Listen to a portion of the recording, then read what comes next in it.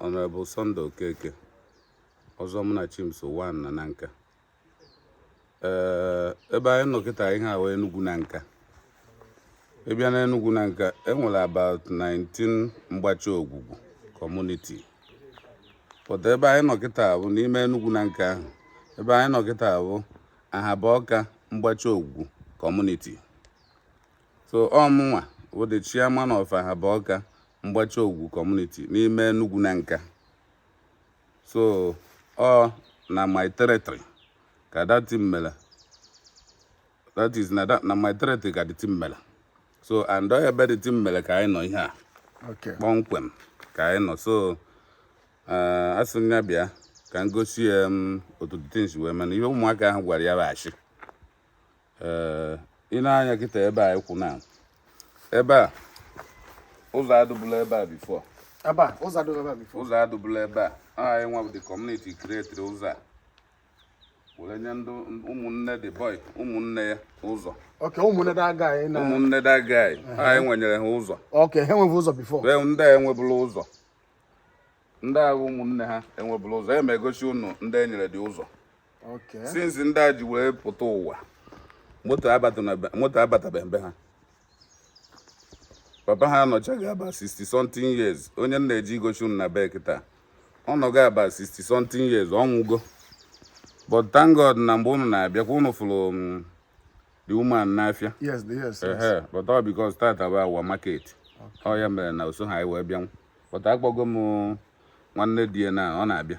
Okay. Ọ bịara unu ga-afụ ya. So I'm all the chairman. So na ebe anyị tinyere dị ụzọ. Ọ bịakwa tinye ụzọ. And this place ọ nwere ndị nwa na ọ na-agwafa. Anyị gwara ndụ nwe ebe a. Okay.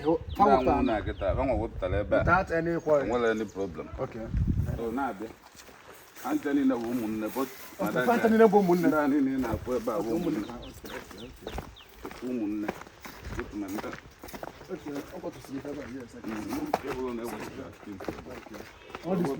Biko enwere iwe before I gakwa. Ọgụ bụ that chairman ha na-akpọ maka ya. Mba chairman ahụ dị overall chairman of the whole village. Okay, onye nke dị iche. Ya nwa bụ the overall chairman of the whole village. Okay, nke ha na-akpọ. Anyị nwa bụ the Ahaboka mgbachi ogwu. Okay. Emegideghị ihe dị n'ihe a. O wee karịa ya wee gwa ndị anwa. So all in collaboration with those people ka eji wee tinye ụzọ a. So those people are higher than us. So we contacted them. All of us were here in the day. Etinye dị ụzọ. So bịa ngosi gị ndị enyere dị ụzọ. Ndị enyere dị ụzọ ebe ya gburu fensi ọfụ. Ndị ya nwụta ibe ya na-alụ bube ha. Ụba paakị ya n'ilo. Peshi n'ilo na-ebubata ya. Okay, that means tipa agbata afọ aja. Odobia na outside. Yes. Fe bulu n'isi ma na pa. We na-ebute. So be nwere ụzọ aba. So unu ndị obodo abịa fuze the things ka unu iwu ndị obodo ji aka unu wepụ. Ụmụnna agwago ha ekwela eme. Ụmụnne from ụmụnne mbala agwagidogo ha ekwela eme. Ụmụnna kwugata ekwela enye ụmụnne ha ụzọ. Ọkwa nwanne ha. So that means na ọbụla because I want to verify something because according to him what he said na onu gwara ihe rukata to lu echu na bi ozugbo na onye ahụ nwanne papa ha ofu family ka ya na onye nke ahụ na ọ ga-abịa side ya onye ahụ nwanne their senior brother mana ọ bezi n'ụlọ ebe a one of their most senior brother now na-elekọta ha nche na ndị ya nwa so onye ahụ immediate family ya so wee bugo ụzọ kwuo the thing n'ime family ha n'ime ụlọ okwela omume okwela na ụzọ na-etinye ụzọ be ha kadụ n'isi ebe a emegochikwa ndị ụzọ etinyere na-ese okwu ndụ nke a complain lọ those people nwe na complain ndụ nke ebe a complain all those boys from their side aga m egochi gị everything mụ nwawo family member n'ebe a na-ekwu ihe onye tọsiri ha na-ebi ebe the same family ka ha ngata anyị ejego ụzọ anwa kịta ụzọ ebe a gate ya dị ọmụnwa gara nata ndị be eze odu ana nwe ndị bi n'iru be ha ụta nata ha ana nata ndị bi ebe a ana emechara ya wepụta 14 feet ndị a weta 7 ndị a weta 7 ndị a weta ụzọ wee na-aga ụzọ were ga egbuwapụta ya the boy ga buru gate dochie Okay, buru gate tinyeze gate dochie ahụ. ebe ahụ etinye natagoro ndị Anyị ọzọ egosi ụzọ ụzọ, ngwa n'isi because ebe na a. ọ bụghị ha nwa nwe the place ndị ewetego ndị eweta Okay. o buru gate dochie na the center werezie even mgbe a na-ekwu okwu ụzọ a, obodo kwuru na ụzọ ga-esi ụta and na obodo adịghị enye a close Yes. na ọ bụrụ na obodo na-enye ụzọ obodo will give a road ga pass were gaa the other side so na onye si ebe a bata ị na-anya ebe onye ga-afụ fensị onye a na-akụrisiri fensị Yes, ebe onwe fence mfụlọ kụrụ ile a. and ihe eji kwuo okwu a na bụ onye a the boy na ha ekwu ihe a ha nwalele ana dị aba Anyị na-egosi gị Okay, egosi. fa nwere ga ha ha. nwalele ana kịta ebe a fensị a dị Okay. ha nwale ọpapa ya lenye papa ya lele ana Ha nwalele ebe a. Okay, fa nwere ga Ha ha. nwalele ebe a.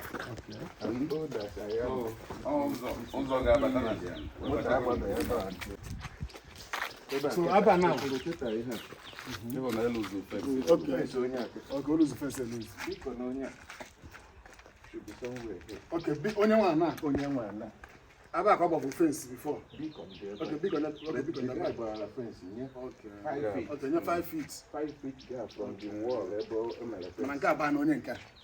Mana ọnụ wee ndị obodo wepụtara ya ka Yes, ụzọ wee agbakwuru gaa. ya si ya na 5 feet o nyere Okay. adịghị enough. O wetakwa otu ifu. Ịhụ na ewebata nke a n'ime. Okay, ọ bụkwa ihe side. webakwa ime otu a ka fensị a si ete abụọ. Wepụta 2 feet from here o were zuo Ọ were zuo measurement ndị obodo wepụtara. Okay, yeah. Ebe a ga mgbe a bịara ịlụ ọla elu ụzọ ahụ. ndị a wepụrụ nke ha lụchikwa nke ha immediately. Ebe a na ụmụaka. n'ego etu onye ahụ tinyere Okay, abawa na nke fa. Na ha ha nwalele. nọ n'ebe a niile. Okay, fa nwa. Okay, those two brothers.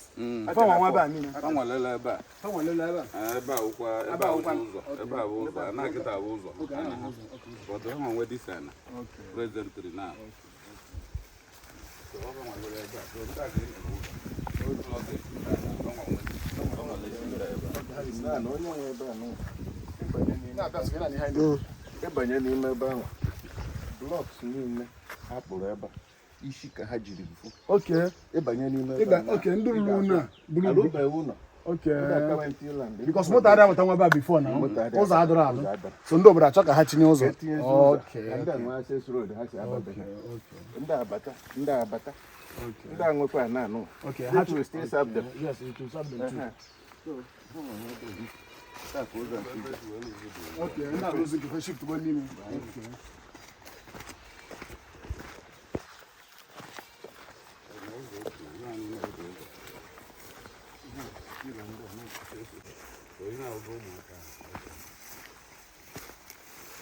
Ndị kuma ka ọ kwatara mgbe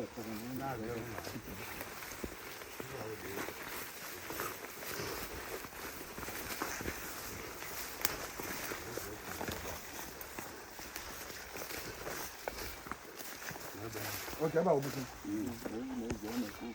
Okay, ebe a obufe. Okay, ife abụọ na-eze ha na complain maka about it. Okay, ụzọ akụ unu wepụtara na. Okay, ụzọ na-eso okwu ihe niile. Okay, okay.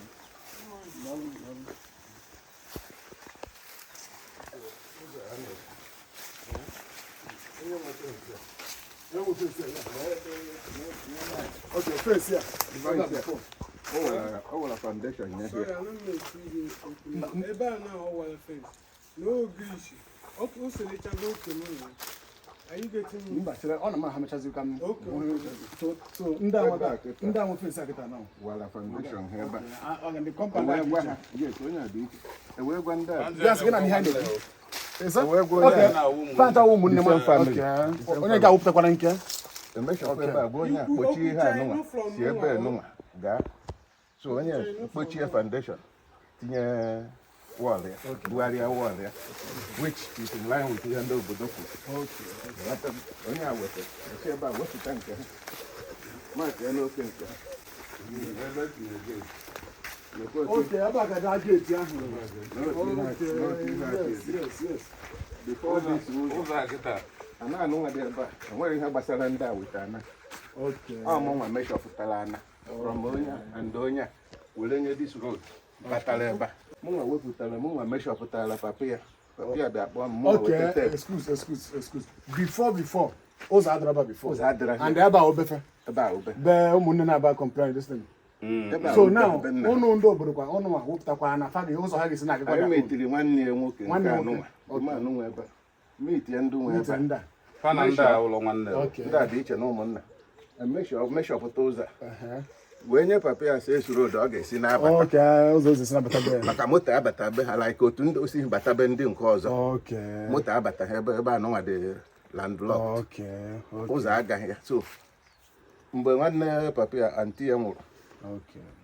ebe a ka esi wara ụzọ ahụ wee bubata ozu dị woman be nna ya. Okay. Otu a ka esi emegidekwa ablọkụ ahụ ụzọ ebe ni akwa ndị obodo debere okwu egbuwekwa dị ụzọ. Kelu block dị ụzọ. Na onye bi n'ihu ebe a Okay, ebiri n'ebe a sị na ọchọzọ. so na mmiri si ebe a Okay, na mmiri si ebe a apụta. na-emebisi ya Na-emebisi ya achọghị na mmiri na-abata bịa o wee ha tie ihe anwa Okay.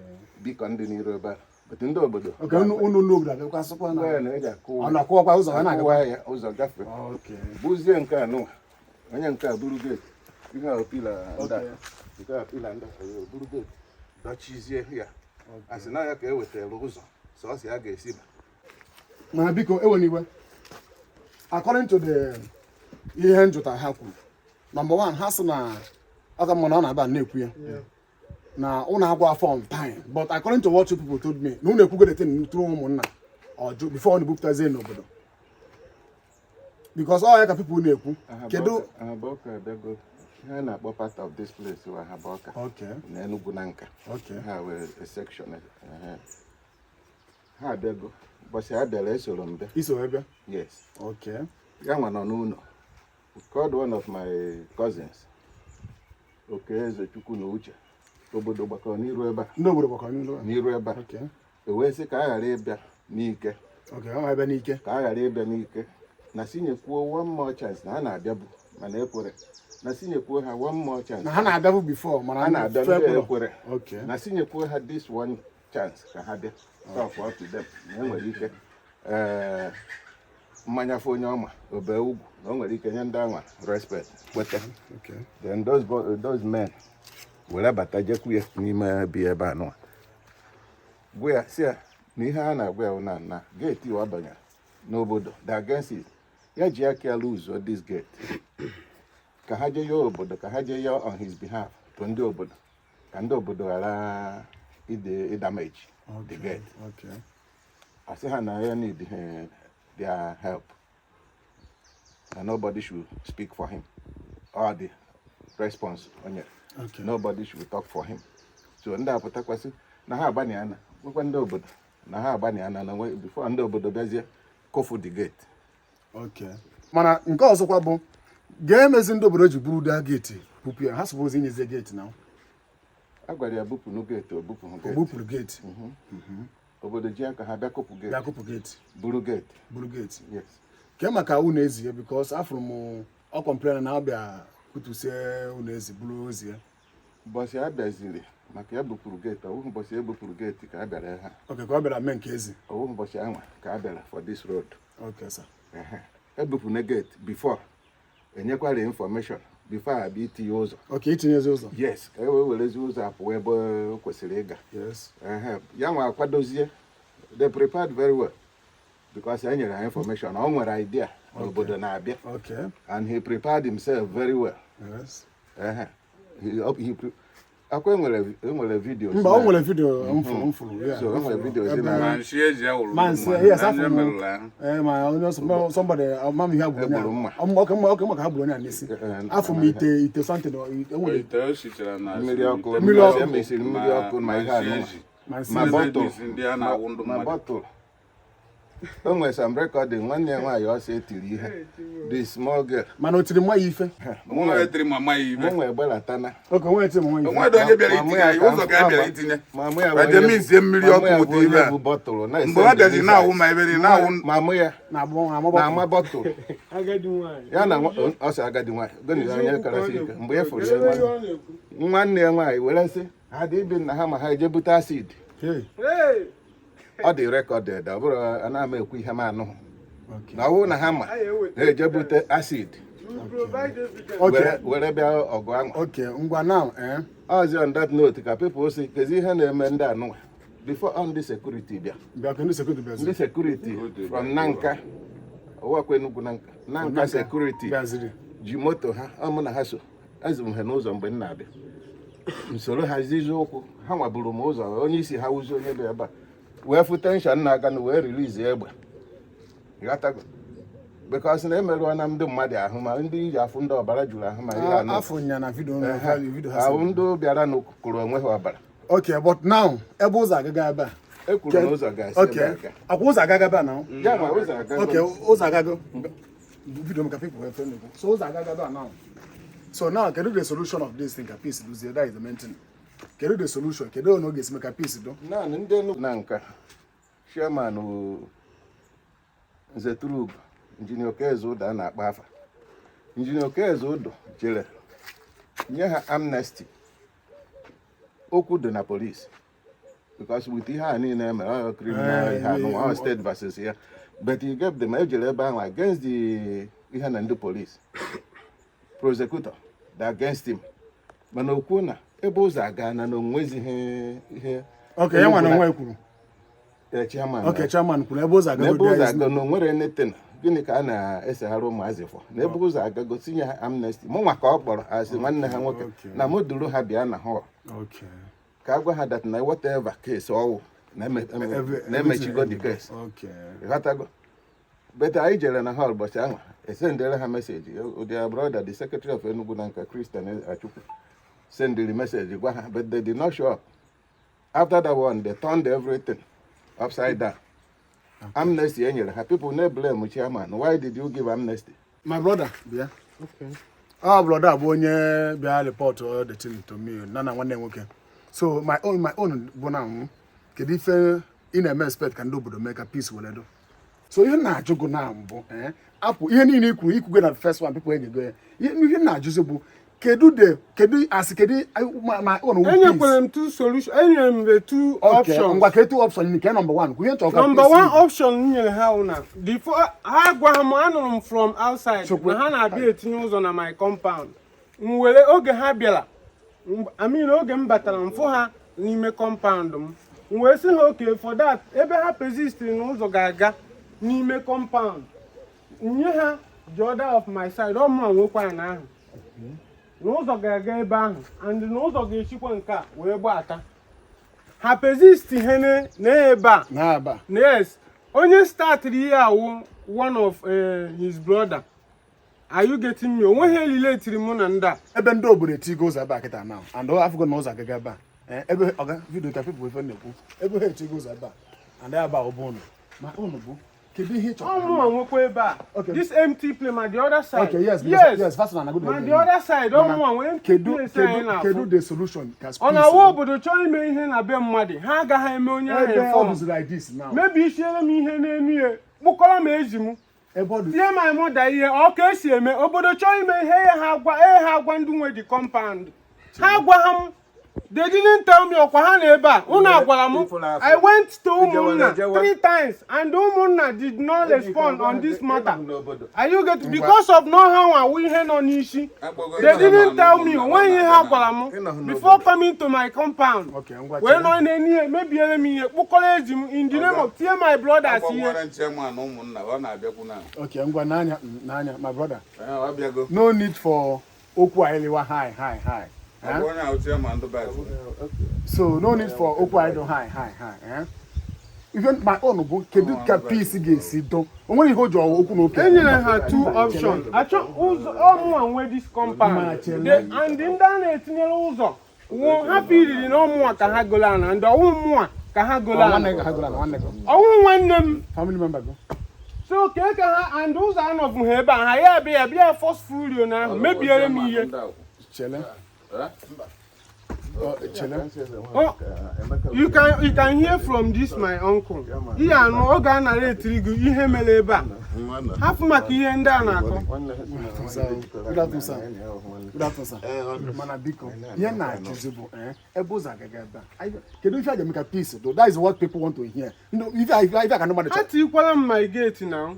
n'obodo a as a whole nwebeghị ebe ewefuru geeti mmadụ were tinye ụzọ ha gwa m ebe ewefugoro n'ụzọ ewefugoro geeti na any of this Nanka were tinye ụzọ n'ime compound mmadụ ha tinyere m my gate mgbe ụzọ ya gasị ebe ụzọ ga-esi gasị enyere ha option 2 option 1 and option 2 and ọ na-ana m ka ọ na-ana m ka ụzọ gara like this ka ụzọ si na isi nke agbata o nwere ụzọ gara like this ka ụzọ gara ka ije ọnwụ na ihe a ga-egosi gị ya otu anyị satụ aka na ụzọ anyị si bata ka ụzọ anyị si bata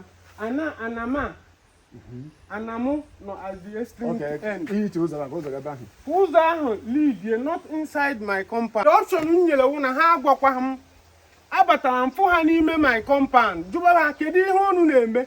Asị na ha na-etinye ụzọ without telling me, without my notice.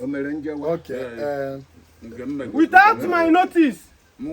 I went to Umunna 3 times with Oji and the Mmanya. They did not respond on this matter. Option 2 and the option without Nahagwaham. They didn't tell me before coming to my compound. Option 1, descend my land. Uzo see the other side bata. See the other side bata. And all my land lead to connect Uza. Yes, Uza Gaha persist no inside compound. Option 2 is coming to this place. Black if here. Here nine odum covered. Mo ati ikwere gate. Eti ikwere gate abia kufu gate.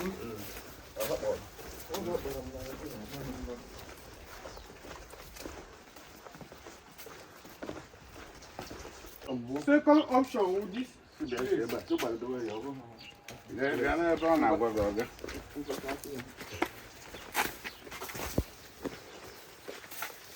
Ebe ahụ egbuchi mmiri egbuchi.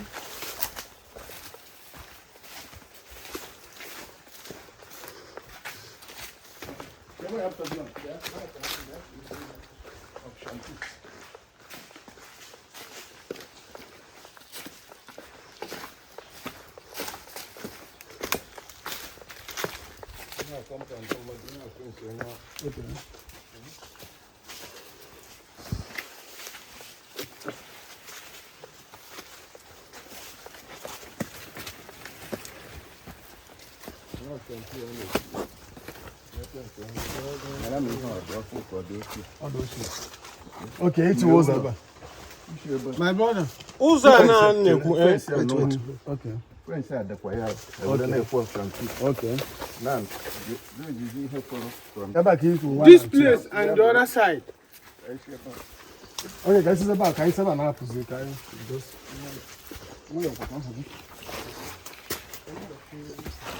aba cause go there. How can say about who friends onye nka nyeri ụzọ o siri ba. Na be. Okay. Friends say onye wetara ụzọ. Option Igele ntị ya ọ na-akụ n'ebe between these boundaries. Okay, ụzọ adaba yi isi wepụ. Okay, bro.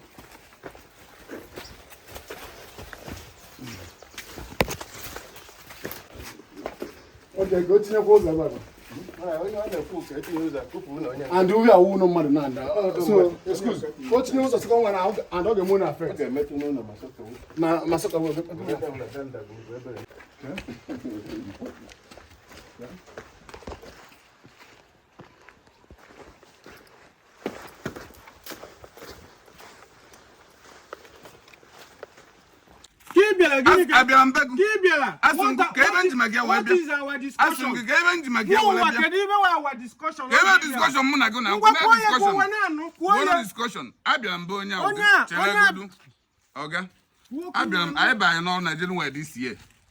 The overlord chairman, due to he cannot act without Mwa on this territory.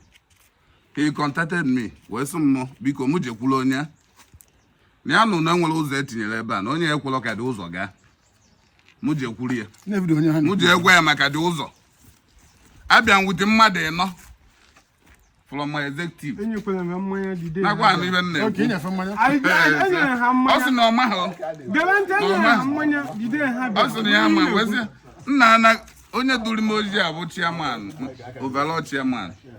Na ọsọ m bịa gwa gị na ụzọ gara ebe a na ikwe nke ụzọ gaa. Gị na mere na ikwe nke ụzọ gaa.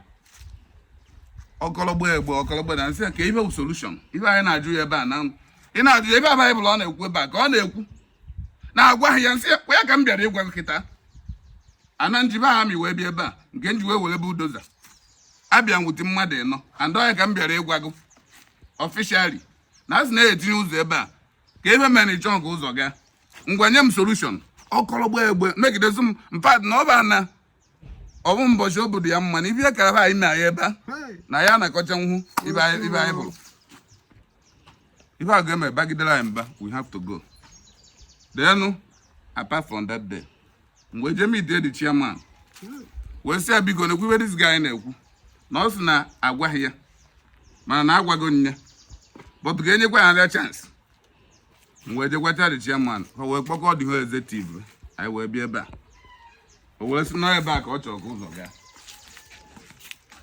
ị na-anụ ebe a Mgbe ahụ esefu m fensị ahụ.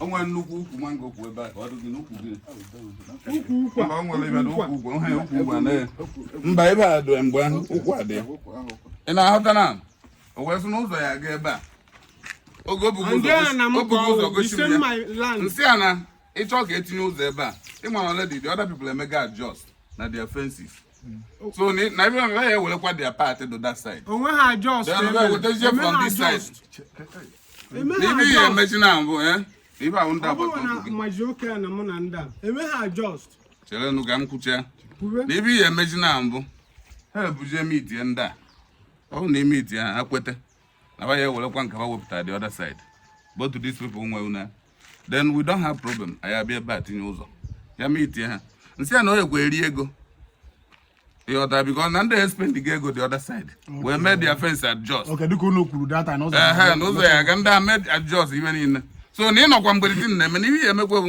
ọ bụrụ na ya eme na adjustment ya egwe etinye ego ka e wee mee ibe niile dị ebe a okwe m o ọwụghị ihe m gwara that day na-aṅaghị nne ikwucha ka m kwuo ihe mere wee kpọtazie the other chairman the main chairman that is the overall chairman o were bịa ngosi ya chairman so no problem ọ bụrụ na ọ ya meet nwụ ndị nwecha this place na there is no problem ịghọtara na that day ka ọ chọkwu that day o tichana the chairman ibe with mba ịbụ mba ọbara we left ọ bụrụkwa that day ka a bịa metụ ibe ahụ maka ọ na-agwa ụnụ steady na agwaghị ya na agwalọ ya ọ na-ekwu ọsọ agwalọ ya m nwa na onwe nsokwu wee bịagwa ya bịakwuo the second time asị m na ọmụnwa na-achọwa mana eji m obi maka nwanne ekwu m okwu nya ya akụriri ọgba aja nke izi kurikwuo ụlọ dị n'isi ebe ahụ mana a nere mba ncha bika ọsọ nwanne ka anyị Okay, ka ụzọ were gaa. ụzọ were gaa obodo kwuo okwu hafụ ya so and all because of ka e wee nye ụzọ a maka ọsọ ọ bụrụ na ụzọ agaghị be m nye ha ekwe nwanne m nwoke nebe a ọ nwanne ka anyị bụ wee sị na ọ bụrụ na m etinye ha akụwa be m tinye ụzọ na ụzọ ya ha aga ebe nye nso ebe ọ dị otu a ka udo were chi ya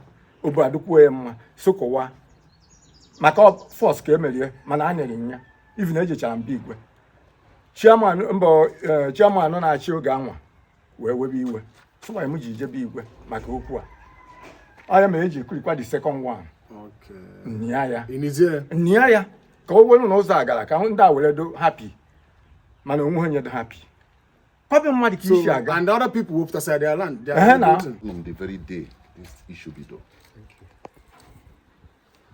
The first thing with our problem, this our senior brother. Maybe in there. This whole family, the same family, but more. Monenka, ebe a niile our family. So to start with, no your family, because now I have the same family. And onye agora and onye ejimaka ya na-ekwu okwu a naanị ire. Onye goro ana ebe a na onye chọrọ ụzọ. Ya na cause problem a niile.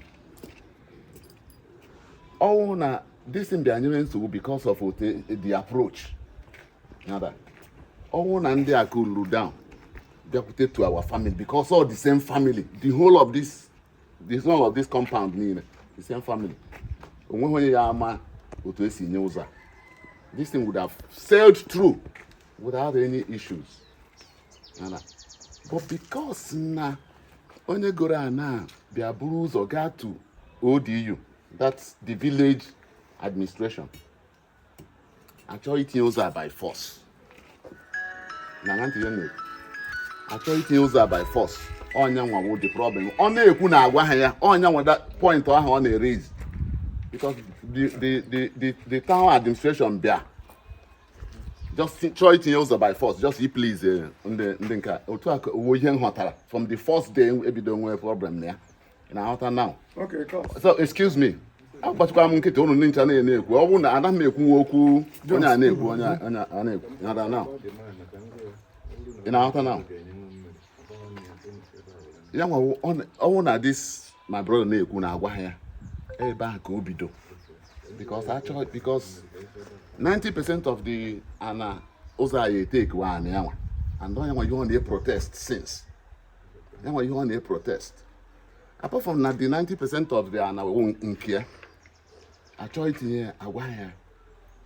Ọ ga maka eke yesi feel. Ọ bụrụ agwala m n'eziokwu ọ ga-adị m mma. Ibe ya ọma ndị gị mma. Nke ahụ number 1.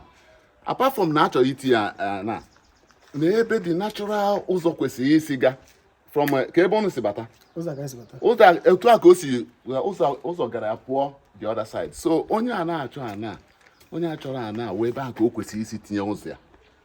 But my cousin nwekwu na unu ya akụbatugo the play. But oge izizi ebido this wall, oge ha na wall this onye a tinye gate here the other side. That only enough place oh you see banye this compound. Excuse me.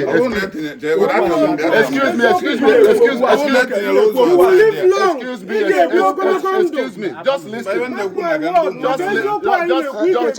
Just listen. You am only try counter my opinion. What you So ogi zimbia. Onye gbara na awa ogo nwoke. Ebe nna anụ nwaanyị ka ọ na-anụ nwaanyị. So enwe m any reason iji me antagonize ma ọ ka m na ya nwere any malice or now. The same family ka m na ya na-anụ nwaanyị. And all my friend a long time ago obi Dubai. So but abịa mechie ụzọ ahụ oge izi a na-alụ this war. Fatinye gate ebe enu. But subsequently oge problem am notice na ewe gokwa aja gbuchie ebe ahụ na-achọzi ka etinye ụzọ this side. Nke ahụ number 2 ihe onye a na-fight against. Number 3 wụ na oge abịazi chọọ itinye dị ụzọ oge ndị village administration bịazi chọọ itinye dị ụzọ. You know now this my senior brother were jụ no yes jụ na ụzọ amansi ebe a ga. You know now so the onye uche ama at that time si na na-eyi etinyere ụzọ that side na ụzọ ahụ si ọbịa ebe a atọ ọnọ wee sị ya no not unfair na village a enwebeghị ebe enwe close marakwa na asị gị na anyị nchawu the same family one mụ na onye a si ewu nwanne ka mụ na ya si ewu nwanne debe unu ọtọcha anyị so mụ enweghị anything against him mụ enweghị anything against this person enweghị onye na-achọ ifavor but no ihe o ya wee mee onye ọnwụ na adị na onye ọnwụ na affect adversely now. See the chairman that time see as long as na esi na ụzọ ama ntị ebe a ga ihe niile na-alụ ebe a waste of time. Onye ahụ kwa my second cousin again onye ahụ my chairman oji maka ya na-atụ m ilu nsi imecha enu mecha na eziokwu ka ihe na eziokwu na solve problem niile.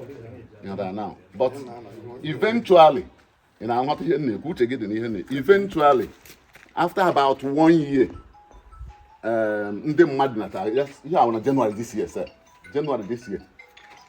ndị mmadụ natazi ndị mmadụ ju ebe a niile this my brother kwezie na ụzọ ya esi ebe a ga all since ahụ ka etinyere ya ụzọ a now but this my brother still na-eme insist Okay. na ọ chọghị dị ụzọ ka ụzọ gaa na the compound ya ihe ọra now and ụmụnna anyị akpọghị ya gwa ya si ya as long as na ndị Enugu na our senior brother ekwego ka ụzọ gaa ebe a ya nwa relax ya ịghọtara now ya nwa relax zie ka ụzọ gazie but ya nwa jụ ihe awụ his own personal mụnwa gapụ si ya relax zie na ebe na ihe ụlọ ha ụlọ ka ọ ghara ịwụ na ụlọ na fight obodo Yes. ta relax zie but ịgwacha ya advice ka ihe enye mmadụ ya ha force ya force. Okay, so then, okay. Later that advice now, but up till now the issue is still on. Go on oge nye ga ka yokwu ya ojula ajo. Ndị obodo onye ọwa na ego ya ojula ajo. Yes, ụmụnna ya but the thing wụ we are finding alternatives. Makwa na ụzọ a niile ebe a niile egbuchiri aja na ebe onye chọrọ alternatives. Fancha niile dịkwa open inwecha access road that time. But onye ọ na-agbazi mbọ na-alụchi isi na-alụ ihe ọ na-esecure nke ya ihe ọ na now which a normal person should do. Ị na-afụ na problem na-abịa na your property ị mara ihe ị eme to safeguard it you safeguard it. So onweghị onye na-asị ya alụ na ya azọta na anị ya ma anything ihe ọ na now. So but ama m na with new developments now consultations anyị eme with time because enwee problem na the village administration. We are still going to handle it. Okay, and yes, and everybody are happy at the end of the day. Yes, I eventually know. So my brother, you know, go now. So no need for big go. If I have to social media, go on my land. First of all, when you so no nya ga agwa gị eziokwu. Ha bịara ngwa ha na masụkwa ha n'ụzọ ya ha aga. So I want to if I go now at the end, onye na ga don happy na peace ga. And ihe brother ma kwuru the fact ihe mere ebe a. Ọ na peace do biko mmanụ nu ga-esi mesatụrụ ife ọnụ ụmụnne mmanụ ga-esi mesatụrụ na ife a ọnụ nye ụmụnne biko. No, don't worry. Before Christmas or around Christmas time. Everything. Yes. Biko no. I eventually know. Thank you very much.